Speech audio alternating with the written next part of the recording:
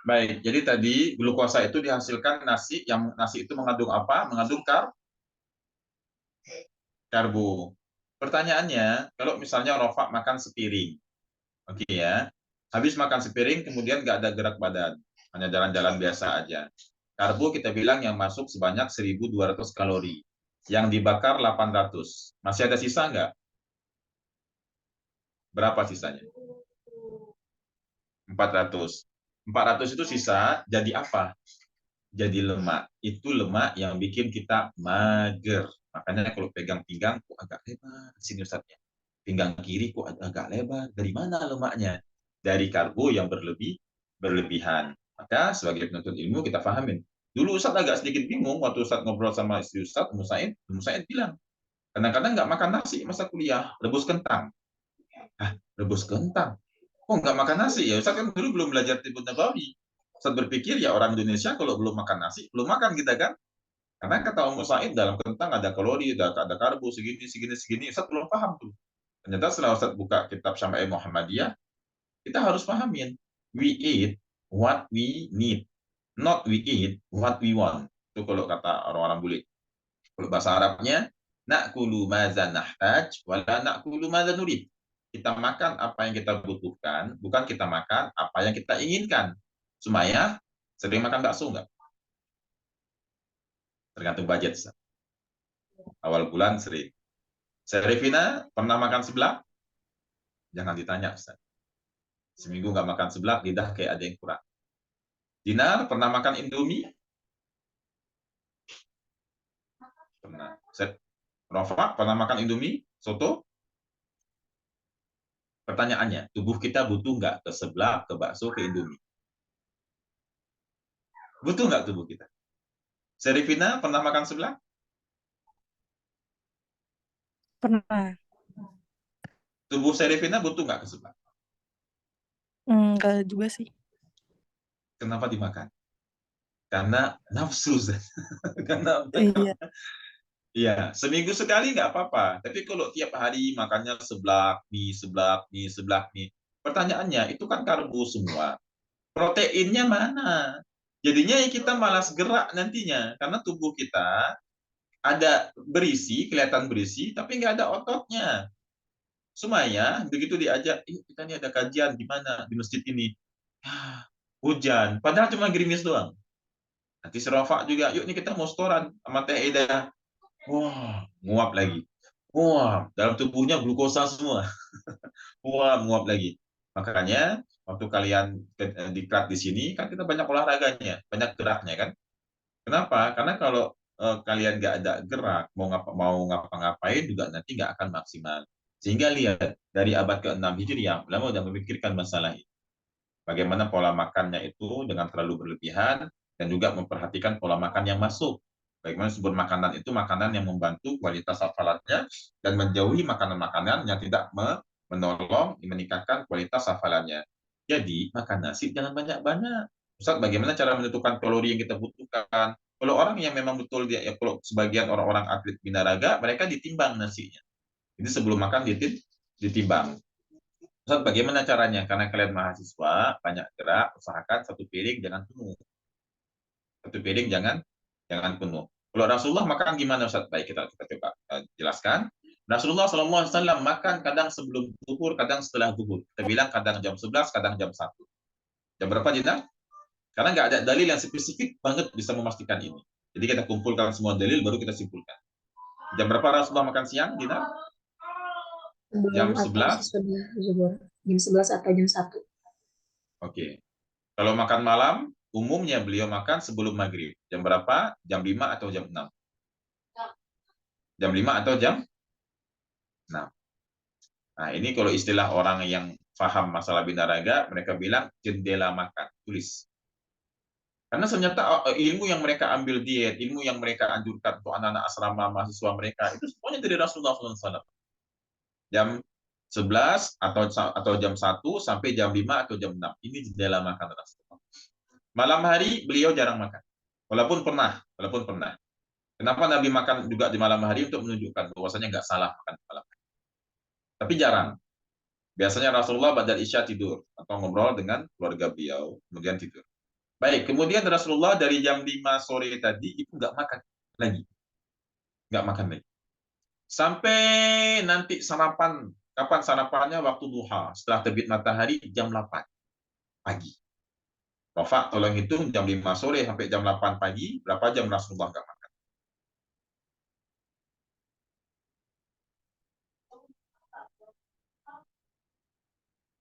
Jam 5 ke jam 5, 12. Jam 5 ke jam 8, 3. 12 tambah 5, 15. Fani? Ada Fani? Fani ada? Oke, nggak apa-apa. Mungkin tadi dia sempat bilang ke Ustadz, jaringannya nggak bagus. Amel?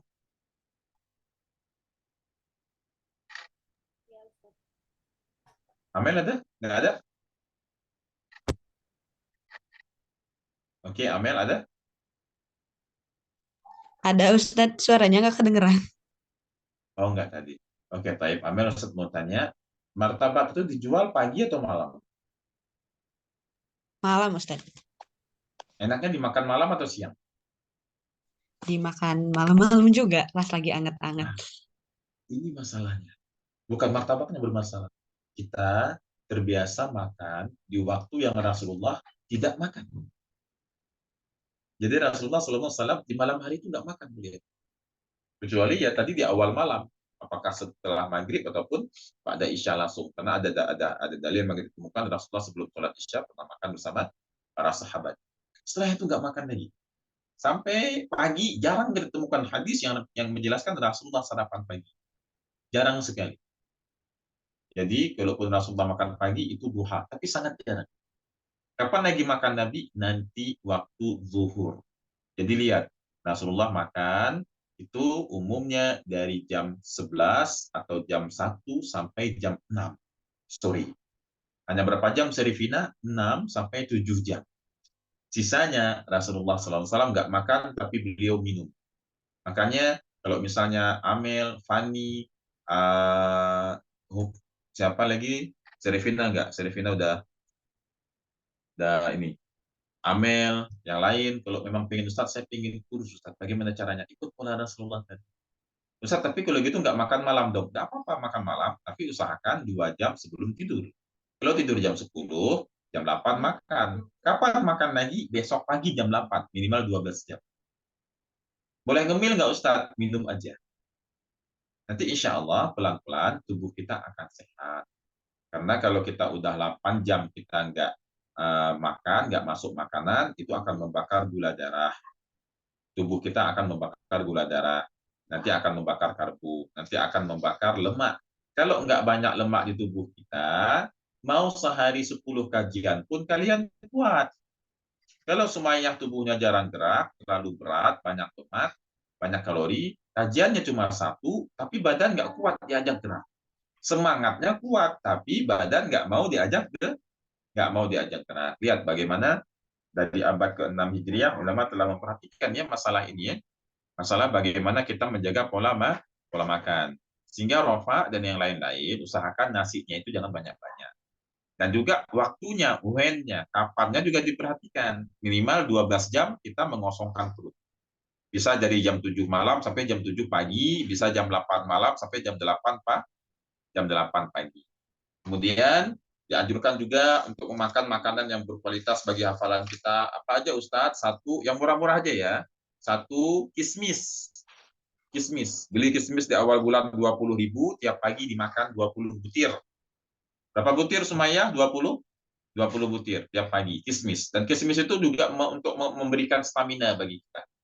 Selain tadi untuk memberikan kecerdasan bagi otak kita. Yang kedua, kurma, kemudian madu, habatus sauda, dan protein. Dalam kurung, ikan, telur, daging. Ikan, telur, daging. Kemudian apalagi yang menguatkan hafalan kita? Susu. Susu. Tapi susu tergantung budget. Kalau di akhir bulan nggak ada susu, ya nggak apa-apa. Air putih aja. Air putih sambil minum halu aja. Ini susu. Nah, kemudian dianjurkan juga untuk menghindari makanan-makanan yang tidak baik untuk hafalan kita.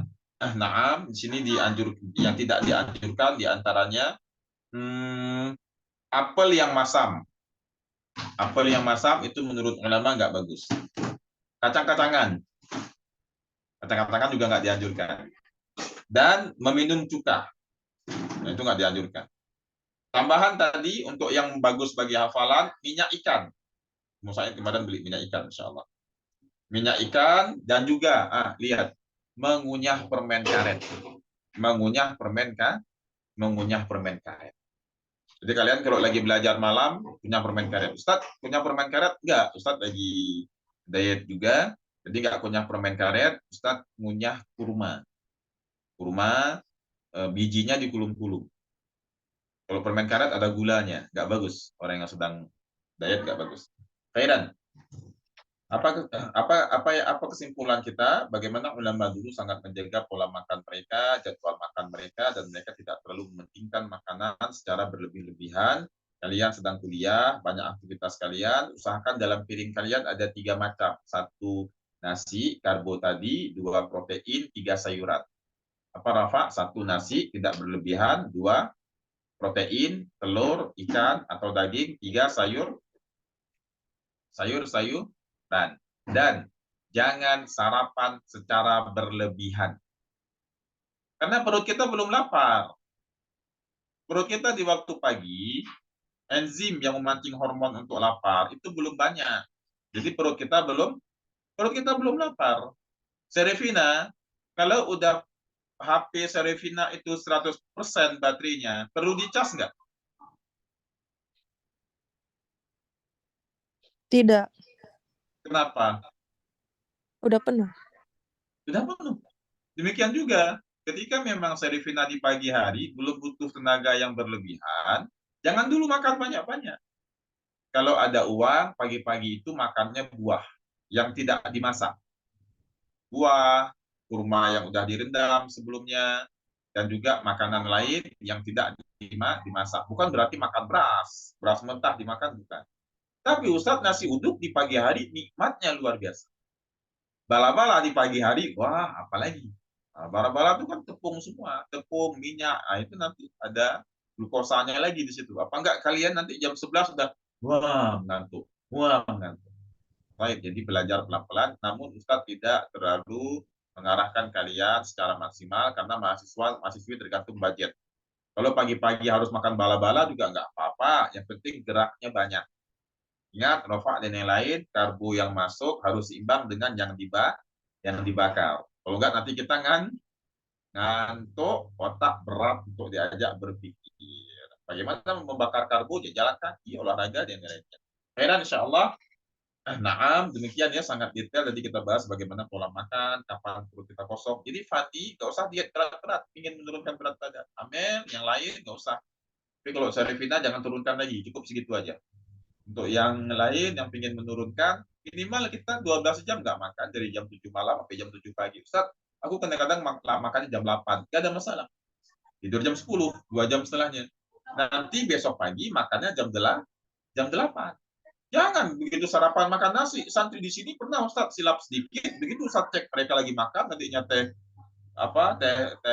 Aida sama teman-temannya, itu pagi-pagi makan nasi mereka. Banyak pula makannya. Astagfirullah. Apa nggak dibangunin duhur, Ustaz berdebat dulu sama mereka. Bangun duhur, bangun.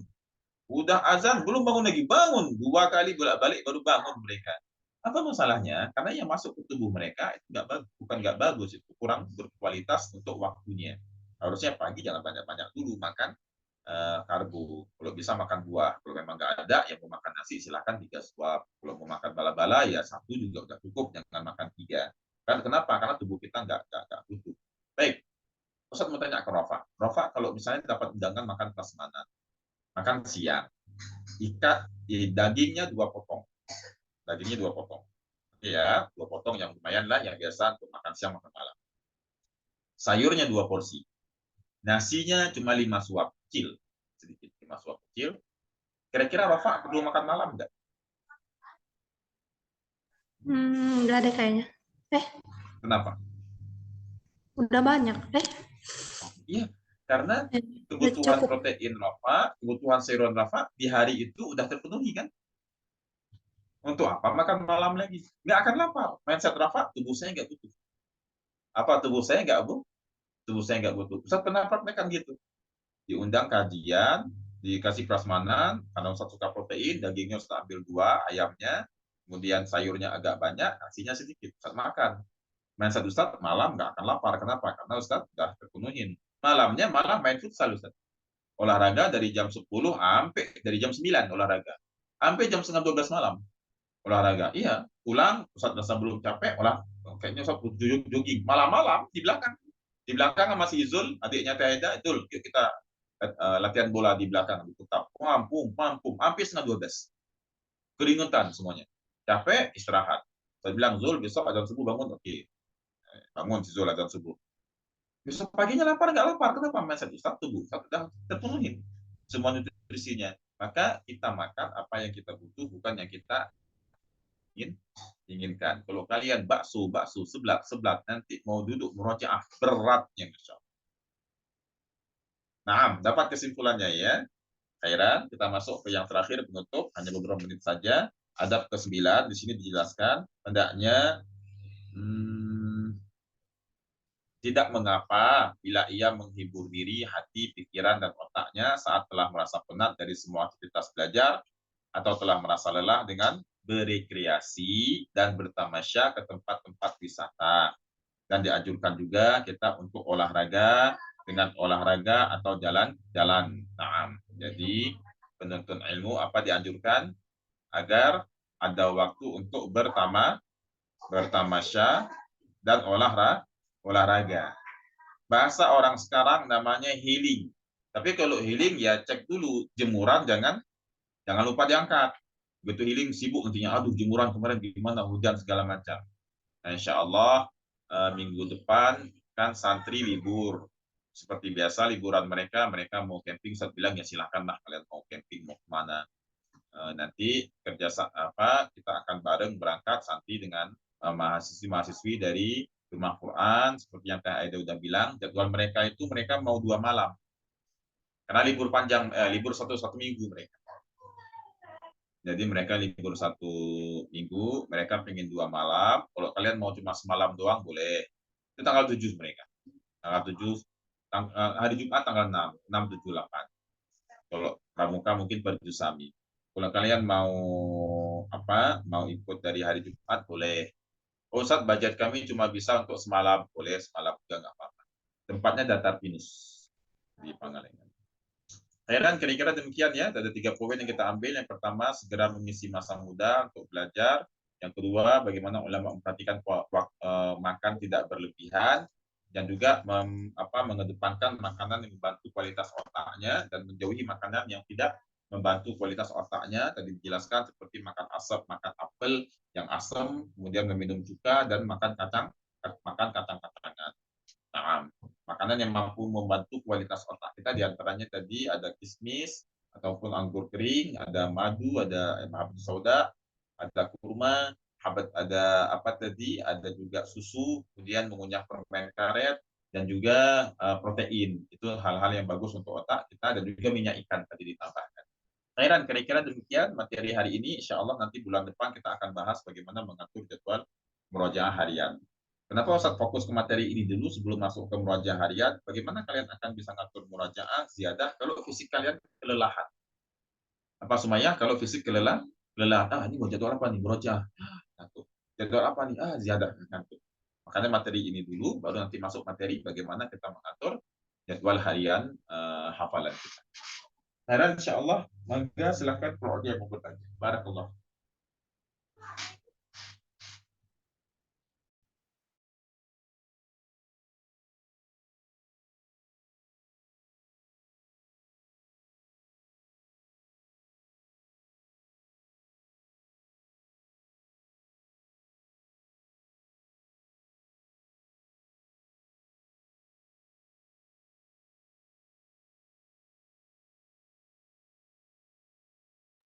Silakan kalau mau ada yang bertanya.